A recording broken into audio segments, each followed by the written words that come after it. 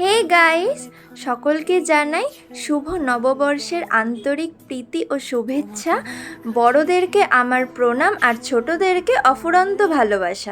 আর এইদিকে দেখো, নতুন বছরের শুরুটাই আমার এভাবে হয়েছে। পুরো ভিডিওটা দেখতে থাকো। এখানে দেখো, আমি সুন্দরভাবে সেজে গুজে নতুন ড্রেস পরে বেরিয়ে এসেছিলাম কাকিমাদের বাড়ি যাওয়ার জন্য।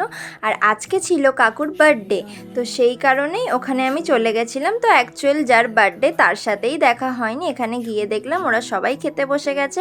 আর এখানে দেখো, আমি আর দিদি সেম সেম ড্রেস পরেছিলাম। আমাকে আর দিদিকে কাকিমা এই ড্রেসটা কিনে দিয়েছিল। দেন আমরা ছাদে গিয়ে একটু রিলস করলাম। তো সবাই কিন্তু কমেন্ট বক্সে জানিও তোমাদের নববর্ষ কীরকম কাটলো। আর এইদিকে সন্ধ্যের ভিউটা দেখো, জাস্ট মারাত্মক লাগছিল। দেন তারপরে ওখান থেকে আমরা নিচে চলে এসেছি রিলস করে। তোমরা ইনস্টাগ্রামে গেলে ভিডিওগুলো আমাদের দেখতে পাবে। আর এদিকে দেখো, দিদি সকালে কাকুর জন্য কেক বানিয়েছিল, আমার জন্য একটু রেখে দিয়েছিল, সেটা খেলাম।